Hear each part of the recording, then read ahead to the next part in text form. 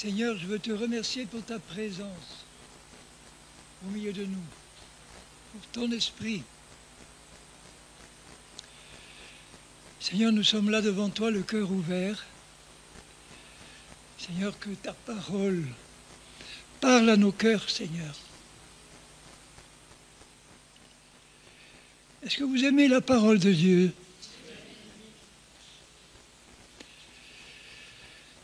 Cette parole, Jésus a dit, elle est esprit et vie.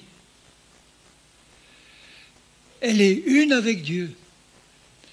D'ailleurs, Jésus est appelé la parole, qui a tout créé, qui nous a créés. Quand vous regardez un corps humain, que vous regardez cette infinie complexité d'un corps humain, ça ne peut pas venir du hasard. Ceux qui pensent qu'on descend d'une amibe et des chimpanzés, vraiment, ils n'ont pas compris la puissance créatrice de Dieu.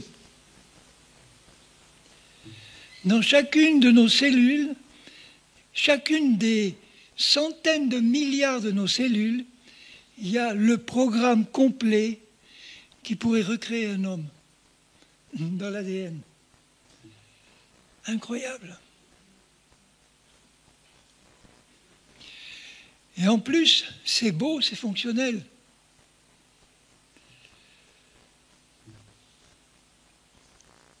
Quand vous regardez la création, la nature, l'univers, la terre, les plantes, les animaux, la Bible nous dit que Dieu a créé toutes ces choses pour que l'on sache qu'il y a un Dieu.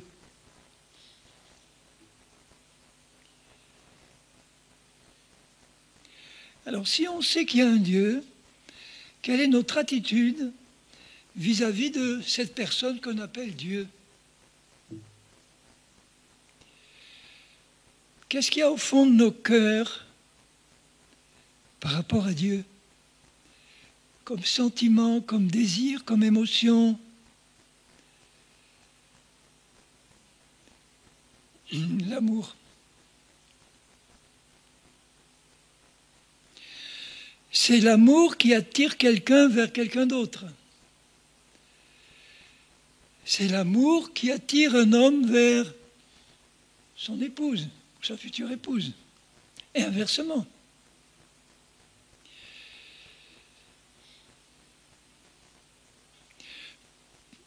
Plus on connaît Dieu tel qu'il est, plus on a envie de s'approcher de lui, de le connaître encore mieux. Qui peut dire parmi nous, je connais Dieu? Je connais Dieu tel qu'il est? Personne. Bien sûr, on le connaît en partie. Mais le connaître tel qu'il est, est-ce que ça ne doit pas être le désir profond de notre cœur? Puisque Jésus lui-même a dit, dans Jean 17, vous vous rappelez, lorsqu'il parle à son Père, il dit, la vie éternelle, c'est de te connaître, toi, le seul vrai Dieu, et celui que tu as envoyé.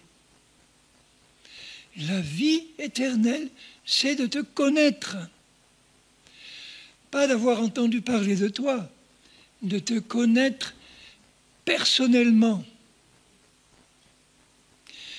Dans une relation personnelle de cœur à cœur. Connaître Dieu, ça implique que Dieu veut se révéler. Sinon, il serait impossible de le connaître. Regardez ce que Jésus dit dans l'évangile de Matthieu.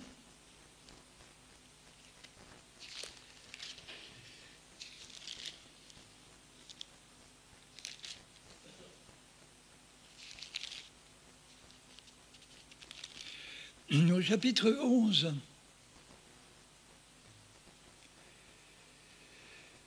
Et au verset 25 et suivant, en ce temps-là, Jésus prit la parole et il dit, « Je te loue, Père, Seigneur du ciel et de la terre, de ce que tu as caché ces choses aux sages et aux intelligents. » Il parle des choses du royaume de Dieu. Il parle de Dieu lui-même. Je crois que Dieu se cache à ceux qui se croient intelligents, qui pensent que par leur propre intelligence, ils vont pouvoir contacter Dieu. Et de ce que tu les as révélés aux enfants, à ceux qui ont un cœur d'enfant. Et il ajoute, « Père, je te loue de ce que tu l'as voulu ainsi. Toutes choses m'ont été données par mon Père. » Écoutez bien ce qu'il dit là. Personne ne connaît le Fils, si ce n'est le Père. Et personne non plus ne connaît le Père, si ce n'est le Fils, et celui à qui le Fils veut le révéler. C'est curieux d'entendre Jésus dire « Personne ne connaît le Fils, si ce n'est le Père. » Bien sûr, les disciples connaissaient Jésus, mais dans ses profondeurs, dans sa nature réelle, complète, de Dieu incarné, de Dieu le Fils, il n'y a que le Père qui connaît. Donc nous le connaissons en partie parce qu'il a bien voulu se révéler à nous, Jésus le Fils, en s'incarnant, en venant prendre une forme de serviteur. Mais quand il était sur la terre, dans cette forme de serviteur, il est écrit dans Isaïe 53, personne ne s'intéressait à lui. Il n'avait rien pour attirer le regard. Un simple homme, on l'aurait croisé dans la rue, qui aurait pensé qu'il était Dieu incarné? Qu'en lui résidait toute la plénitude de Dieu que seul Dieu le Père connaît. Et personne ne connaît le Père si ce n'est le Fils, donc ils se connaissent l'un l'autre parfaitement, et celui à qui le Fils veut le révéler. Est-ce que Jésus voudrait ne pas révéler le Père à certains? Je crois qu'il veut révéler le Père à tout le monde. Mais il y en a qui ne reçoivent pas cette révélation, qui ne veulent pas la recevoir. Et c'est pour ça qu'il ajoute tout de suite après, « Venez à moi ». Donc si tu veux connaître le Père, Jésus va te le révéler. Et pour ça, il nous donne la révélation du Fils. Il se révèle lui-même. Et celui à qui le Fils veut le révéler. Donc si je me mets devant Dieu en disant « Seigneur, mon Père, je veux que tu te révèles à moi, je veux te connaître mieux, te connaître tel que tu es, toujours mieux. » Jésus le Fils voit ce désir dans mon cœur et il me dit « Je vais te le révéler. » Et vous savez comment il commence à nous révéler le Père? En se révélant lui-même à nous.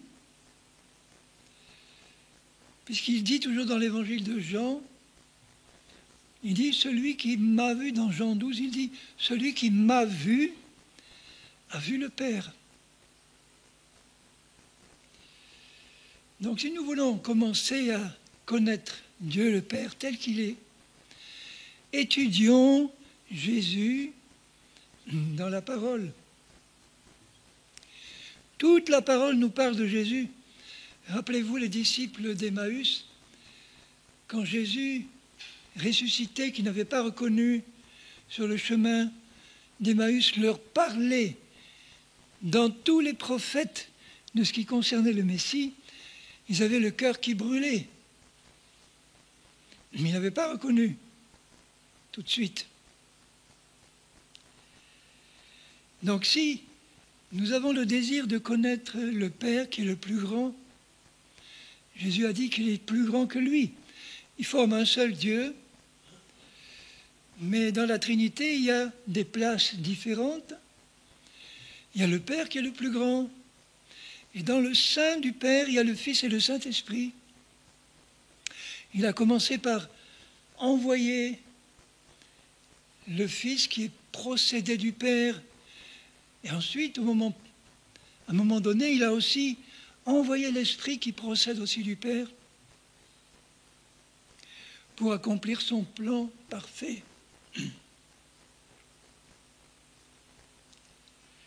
Donc, si nous étudions, si nous voulons mieux connaître le Père et le Fils, notre cœur, Dieu lui-même dans notre cœur, nous pousse à étudier sa parole, à étudier dans toute la parole ce qui concerne Dieu et ce qui concerne le Fils de Dieu. Toute la parole en parle. Les psaumes, les prophètes, les évangiles, toute la Bible. Rien qu'en étudiant les 4 évangiles, ce que Jésus a pu dire et faire, vous avez une première vision partielle de ce qu'est Jésus, et au travers de la révélation même partielle de ce qu'est Jésus, nous avons la révélation du Père, puisque Jésus a été envoyé pour nous révéler le Père. Celui qui m'a vu a vu le Père. Plus tu connais Jésus, plus tu connais le Père. Mais moi, je me pose la question, je vous la pose.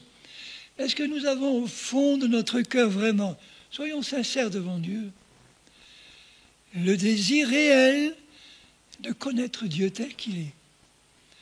On peut lui dire, Seigneur, j'ai le désir de te connaître. Mais il faut que ce désir parte du fond de notre cœur, parce qu'il sera suivi des faits. Quand ça vient du fond de notre cœur, on va chercher à connaître Dieu par tous les moyens possibles par lesquels il se révèle, en priorité par sa parole et aussi par son esprit. Quand nous acceptons Dieu comme notre Sauveur, Jésus-Christ comme notre Sauveur et Seigneur, nous savons qu'il fait passer notre esprit par une nouvelle naissance. Et dans cet esprit nouvellement créé, Dieu lui-même vient habiter par son esprit. Son esprit vient habiter dans notre esprit régénéré. Parce qu'il ne pouvait pas habiter dans un esprit qui n'avait pas reçu la justice et la perfection et la sainteté de Dieu. Dieu ne peut pas venir habiter dans un esprit impur. Il nous a recréés à son image. Notre esprit est l'habitation de Dieu. Mais notre esprit, c'est notre esprit. On n'est pas conscient de notre esprit. On sait qu'on en a un. On est conscient de notre intelligence, de nos sentiments, de notre âme. Mais dans notre âme, ce n'est pas dans notre âme qu'il y a la connaissance parfaite de Dieu. C'est dans notre esprit.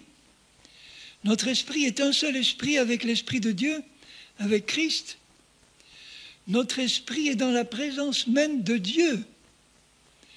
Notre esprit est en Christ, assis à la droite de Dieu dans les lieux célestes. Notre esprit est déjà dans le paradis. Si on pouvait s'installer directement dans notre esprit, on verrait Dieu face à face.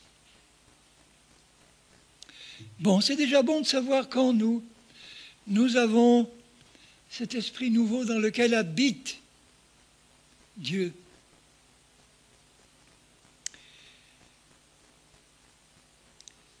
Et au verset 28, toujours de Matthieu 11, Jésus dit « Venez, venez à moi.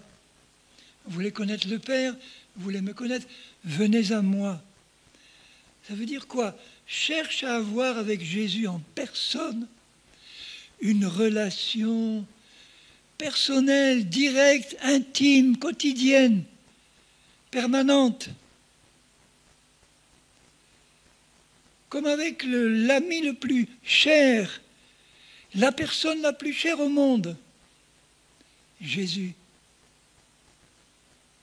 Si Jésus est pour toi la personne la plus chère au monde, et que tu sais qu'il habite en toi, est-ce que tu cherches vraiment à vivre en permanence dans cette relation, seconde après seconde?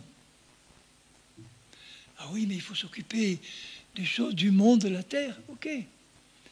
Mais avec Jésus, il est partout avec toi, il va partout avec toi.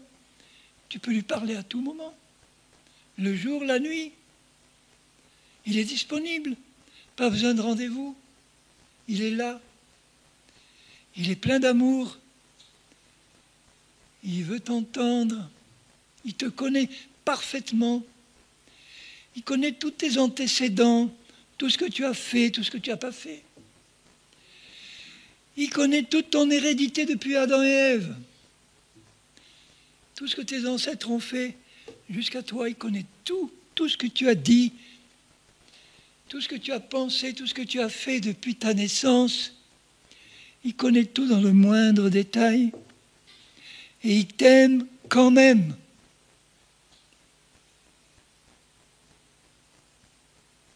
Il ne te rejette pas. Il ne te juge pas. Il ne te condamne pas. Il t'aime. Et il aimerait tellement que tu l'aimes de tout ton cœur, de toute ton âme, de toutes tes pensées, je me parle à moi-même, de toute ta vie, qui soit pour toi le plus cher de tous les trésors du monde et de l'univers. Un paradis sans Jésus, il est vide. Il pourrait avoir le plus beau paradis, les plus belles montagnes, les plus belles rivières, les plus beaux anges, les plus beaux saints. Sans Jésus, c'est vide. Sans Dieu Père, Fils, Saint-Esprit, il n'y a rien. C'est Dieu qui inonde ce paradis de sa vie abondante. L'atmosphère du paradis, c'est l'amour. Ah, imagine, tu respires un air, c'est l'amour de Dieu. Pas de pollution. Tu respires, c'est la paix. Tu respires, c'est la joie de Dieu qui te remplit. Est-ce qu'il est possible d'avoir ça sur la terre? Mais oui. Venez à moi, vous tous qui êtes fatigués et chargés, je vous donnerai du repos. Je vous donnerai du repos. Le repos, c'est la paix, c'est la sécurité. Pas de soucis, pas d'inquiétude. Jésus est là avec moi, il m'aime. Il est le Tout-Puissant. Il a donné sa vie pour moi. Il m'a prouvé qu'il m'a aimé jusqu'à la mort. Prenez mon joug sur vous, recevez mes instructions, ma parole. Car je suis doux et humble de cœur. Doux et humble. Ça va ensemble.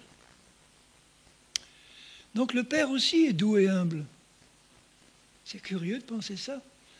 De penser d'un Dieu qui est la majesté suprême, la toute-puissance de l'univers, de penser qu'il est doux et humble. Plein d'amour. C'est aussi un feu dévorant pour les rebelles.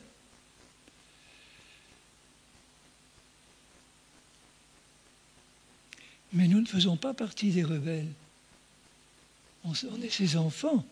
On mérite peut-être, enfin moi en tout cas, on mérite peut-être de temps en temps une correction d'amour, mais ça vient d'un Père qui nous aime et ça nous fait participer à sa sainteté.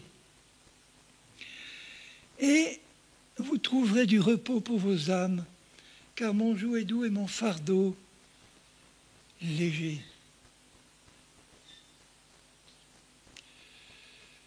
Alors Seigneur, dans mon cœur, disons chacun de nous maintenant au Seigneur, dans mon cœur, Seigneur, je désire ardemment te connaître tel que tu es, sans qu'il y ait quelque chose qui vient perturber ma représentation, l'image que j'ai dans mon cœur de toi, que j'ai dans mon cœur, dans mon intelligence, une révélation juste, de plus en plus claire, juste de ce que tu es. Dieu d'amour, Dieu de sainteté. Dieu est saint. Il est parfaitement saint, ça veut dire qu'il n'y a pas un atome d'imperfection, de péché en lui. Il est parfaitement saint, pur,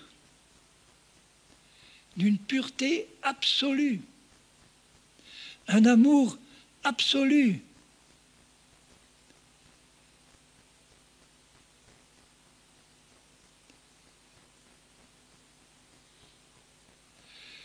Et ce qui souvent, nous retient de nous approcher de Dieu, c'est ce sentiment d'imperfection, d'indignité, qui nous fait penser que si nous sommes indignes, si nous sommes encore impurs, mais Dieu ne va pas vouloir qu'on s'approche de lui. Mais non, Dieu n'est pas comme ça. Il nous voit purs au travers du sang de Jésus. J'écoutais le témoignage, de temps en temps j'en écoute un, j'aime bien les témoignages. Une sœur qui était morte d'une crise cardiaque, elle se retrouve devant Jésus au ciel, puis elle est revenue après, c'est pour ça qu'elle raconte. Et devant Jésus, elle raconte après, le premier sentiment que j'ai eu, c'était d'être, elle n'avait pas de mots, d'être enveloppée, complètement absorbée dans l'amour parfait de Jésus pour elle. Baignée dans l'amour de Jésus qu'il a regardé avec compassion. Et elle a eu cette parole devant lui. Il dit, Seigneur, mais avant de mourir, je n'ai même pas eu le temps de confesser les derniers péchés que j'avais faits dans la journée. Et Jésus, avec un grand sourire, lui dit, mon sang te suffit. Il sait très bien que si elle avait eu le temps, elle l'aurait fait. Donc Jésus n'est pas un légaliste religieux. Il voit quelles sont les motivations de notre cœur. Il étend les bras et il est prêt à nous accueillir. Quand il dit « venez à moi », il parle à des hommes comme vous et moi, qui n'ont pas atteint encore la perfection, même si leur esprit est régénéré. Tels que nous sommes, si nous avons dans notre cœur cette humilité qu'il exige de nous, nous approcher tels que nous sommes, sans vouloir nous cacher, en quoi que ce soit inutile, il voit tout. Pas la peine d'essayer de se cacher, il voit tout. Mais tel qu'on est, avec humilité, lavé dans son sang, s'approcher avec assurance de lui, de notre Dieu, et lui dire, mon Père, ou Jésus, quand on s'approche de Jésus, il nous conduit au Père, dire Jésus, tu vois, tel que je suis, je m'approche de toi, parce que c'est toi qui m'as dit, venez à moi. Je réponds à ton appel, tel que je suis, parce que je sais qu'en m'approchant de toi, je ne vais pas rester le même. En m'approchant de toi, toujours plus près, c'est obligé que je sois transformé à ton image. C'est ton désir.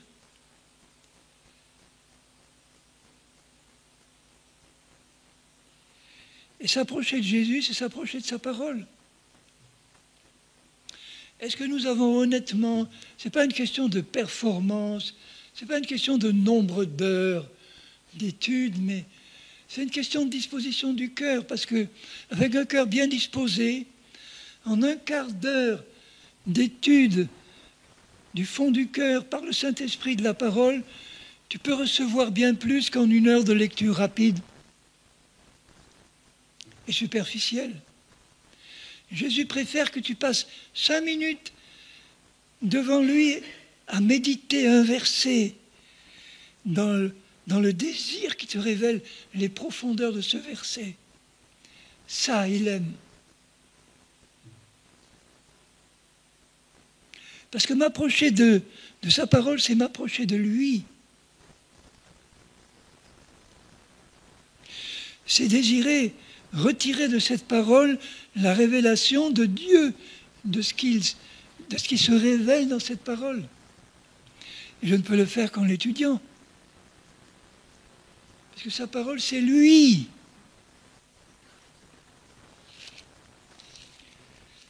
Sa parole, c'est lui.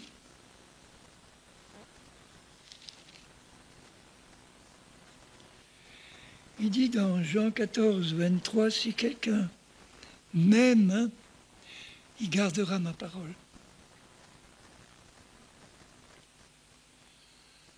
Mon amour pour Jésus peut se mesurer à l'amour que j'ai pour sa parole. Donc ne laisse pas le diable te tourmenter quand tu entends ça. Parce qu'il va te dire, oui, c'est ton cas. Tu n'étudies pas assez. Ce n'est pas une performance que Dieu veut. C'est une attitude d'amour pour lui. Seigneur, je t'aime.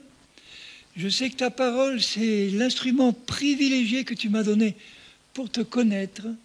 Alors, puisque je t'aime, je veux sonder ta parole pour te découvrir toi. Pas pour emmagasiner des doctrines, emmagasiner intellectuellement des tas de choses qui vont montrer aux autres comment je connais la parole. Ça, c'est de l'orgueil.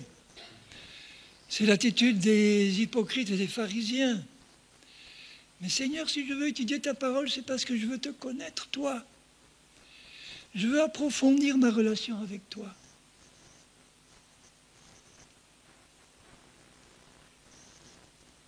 Et mon Père l'aimera. Et bien sûr, Jésus aussi. Nous viendrons à lui et nous ferons notre demeure chez lui.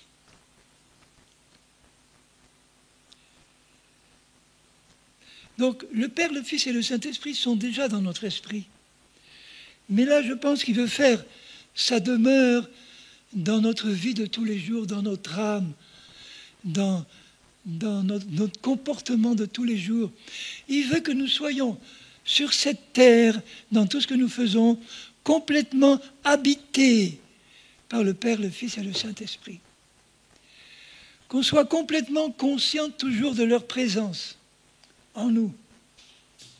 Où que nous allions, quoi que nous fassions, en vacances, au travail, Dieu est là. Et quand tu es conscient de la présence du Père, du Fils et du Saint-Esprit en permanence, quoi que tu fasses, où que tu ailles, sur cette terre, la vie n'est pas la même.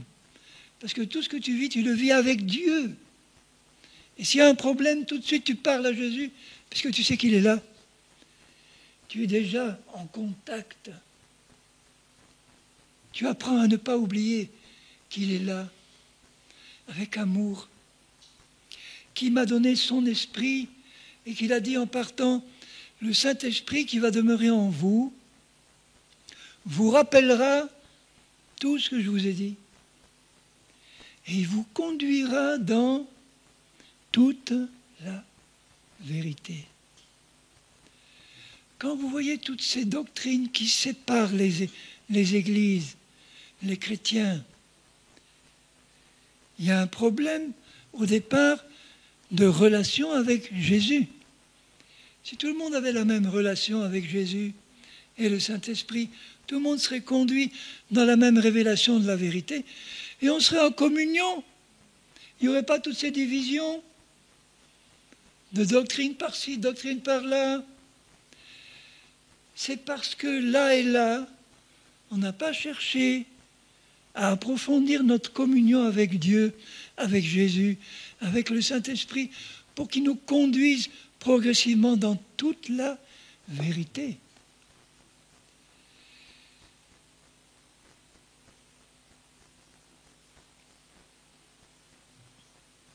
Et on se reconnaît tout de suite entre chrétiens. Quand on cherche la vérité, quand on aime la vérité, quand on aime la vérité, on aime Jésus. Quand on aime Jésus, on aime la vérité. Quand on aime Jésus, on aime sa parole qui est la vérité. On aime, non pas parce qu'il faut l'étudier, mais simplement parce que elle est l'expression de Jésus. Elle nous parle de Jésus, elle nous parle du Père, elle nous parle du Saint-Esprit, elle nous parle de Dieu. Tu veux connaître Dieu? Connaître Dieu, c'est la vie éternelle. Être en relation permanente avec Dieu, c'est la vie. Il est venu nous donner la vie, et la vie en abondance. Ça passe par une révélation, par une connaissance de Dieu. Dieu désire ardemment se révéler à nous, mais il ne va pas forcer la porte. Il ne va jamais forcer la porte. Ce n'est pas dans son cœur. Il ne peut pas obliger les gens à le connaître. Il ne peut pas obliger les gens à vouloir le rechercher. Tout ce qu'il peut faire, c'est stimuler dans nos cœurs par le Saint-Esprit le désir de ne pas rester dans l'état où nous sommes de la connaissance de Dieu, mais d'aller plus loin. De dire, Seigneur, je ne veux pas en rester là. Je veux profiter de chaque instant pour recevoir une révélation supplémentaire de ce que tu es, de qui tu es, de c'est quoi ton amour. Qui tu es, Seigneur, vraiment, dans ta vraie nature, en profondeur. J'ai besoin de connaître. J'ai besoin que tu te révèles à moi. Et le cœur de Dieu bondit de joie. Il n'attend que ça.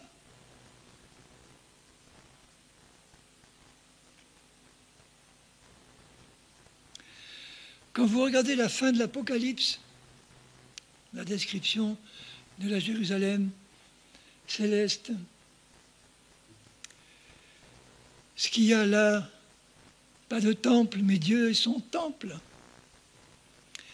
Et tous le voient face à face.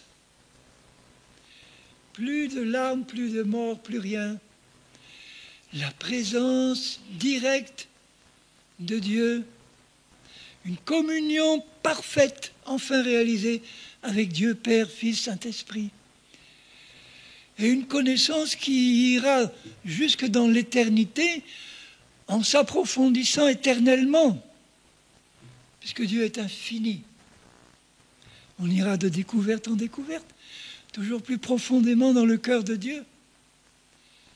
Il nous décrit, le peu qu'il peut décrire dans le fond de l'Apocalypse, ça doit nous donner le désir, non seulement de nous dire, un jour je verrai ça, j'attends le moment, j'en profiterai un jour, mais ce Dieu-là qui nous est révélé, c'est maintenant qu'on doit lui dire, Seigneur, je veux maintenant que tu te révèles à moi. Encore plus. Je sais que tu ne peux pas te révéler. Tu es trop grand, trop infini. Tu ne peux pas te révéler d'un coup comme ça. Moi, je suis un vase trop limité.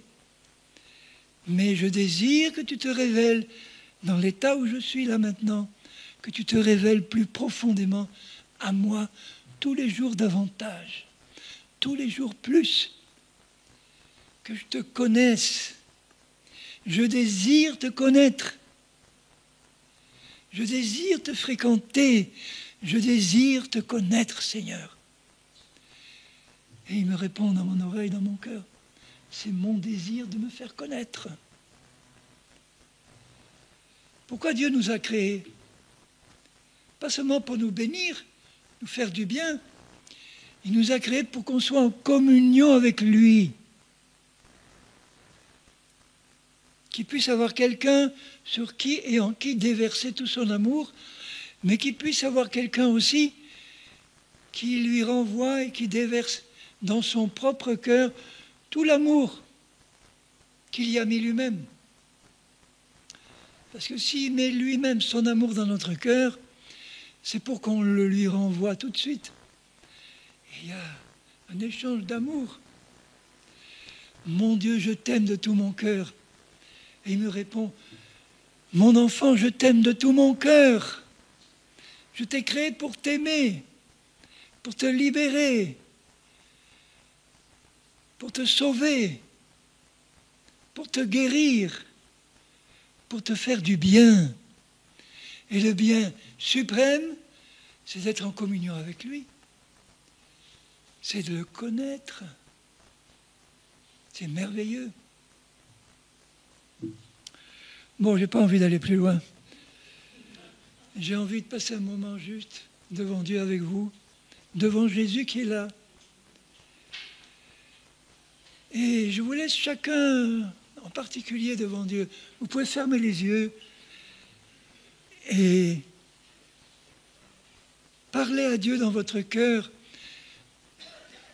Si vous avez besoin de lui dire, Seigneur, oui, tu vois, je reconnais que je n'ai pas vraiment cet amour pour ta parole dont je viens d'entendre parler, là, c'est vrai. Je sais que tu ne me juges pas, tu ne me condamnes pas. Tu n'es pas là pour me faire des reproches. Tu es là pour me motiver. Alors Seigneur, je reconnais. Oui, je t'en demande pardon. De ne pas avoir pour ta parole cet amour qui est en fait un amour pour toi. Et je sais que ce qui peut me donner un renouveau de cet amour pour toi, c'est une révélation plus profonde de ton amour pour moi, Seigneur. Alors j'ouvre mon cœur pour que tu me révèles plus profondément à quel point tu m'aimes, à quel point tu m'as aimé. Seigneur Jésus, tu dis dans l'évangile de Jean que le Père nous aime comme il aime Jésus et que toi tu nous aimes comme le Père t'aime. Seigneur, j'ai besoin d'une révélation de cet amour-là pour moi. Révèle-moi ce soir plus profondément à quel point tu m'aimes. J'ai besoin, Seigneur, de savoir mieux à quel point tu m'aimes, à quel point tu as donné ta vie en sacrifice, par amour pur pour moi, à quel point tu as été fait péché dans ton corps, fait malédiction dans ton corps pour que j'ai la vie. Ce que tu as souffert, Seigneur, c'est indicible. Et c'est par amour pour moi. Alors je reçois ce soir, Seigneur, une nouvelle révélation de ton amour pour moi. Je veux la recevoir. Je la prends. Je crois que tu me la donnes. Parce que cette nouvelle révélation de ton amour pour moi, Seigneur, va me stimuler à te chercher davantage, à te connaître, à connaître ta parole, à l'étudier par l'Esprit, à laisser ton Esprit me conduire dans toute la vérité, à être rempli de plus en plus de la vérité dans tous les domaines, d'être débarrassé de tout mensonge qui peut me contrôler encore, Seigneur. Remplis mon âme de vérité, remplis mon âme de ta présence, mes pensées, mes sentiments. J'ouvre pleinement mon âme, Seigneur. Déverse maintenant dans mon cœur. Je t'en prie, et je sais que tu veux le faire. Ton amour, ta paix, ta joie, tout le fruit de ton esprit, j'en ai besoin. Seigneur, je ne peux couvrir mon cœur tout large, tout grand. Et je te dis, Seigneur, déverse, déverse tout l'amour que maintenant tu veux déverser dans mon cœur. Je le reçois. Ta paix, ta joie. Merci Jésus, merci. Aide-moi chaque jour à avoir la même attitude envers toi. Te dire, Seigneur, je veux plus de toi. Je veux une révélation plus profonde de toi. Je ne veux pas une révélation religieuse. Je veux une révélation vivante de qui tu es vraiment. Parce que je veux avoir avec toi une relation d'amour permanente, d'ami à ami. Tu nous as appelés tes amis, Seigneur, avec qui on peut tout partager, tout dire sans crainte, tout recevoir de toi, l'aide dont j'ai besoin, la solution dont j'ai besoin. Mais ça passe par ma relation avec toi. Alors merci Seigneur, merci. Merci, tu visites chacun de nous, moi en premier, pour nous remplir davantage de qui tu es, de toi Seigneur. Et tous ensemble, du fond de cœur, nous te disons merci, merci, merci. Gloire à toi Seigneur, gloire à toi. Gloire à toi pour qui tu es, pour ce que tu as fait. Gloire à ton nom. Merci Jésus. Tu visites mes frères et sœurs, Seigneur. Tu les visites en profondeur dans leur cœur. Tu les visites, tu connais les besoins, tu connais les soucis, tu connais les souffrances. Tu es là pour guérir, tu es là pour délivrer, tu es là pour faire du bien. Faisant du bien à tous, c'est ce que tu as fait sur la terre et tu es toujours le même. Alors pour ma part, Seigneur, et chacun de nous pour notre part, je reçois tout le bien que tu veux me faire ce soir, en fonction de là où j'en suis, ou de là où je suis arrivé, de mes besoins que tu connais. Je reçois, Seigneur, ce que tu veux me donner, et que tu me donnes. Et je suis dans la joie. Alléluia. Et vous? Amen. Je suis dans la joie. Merci Jésus.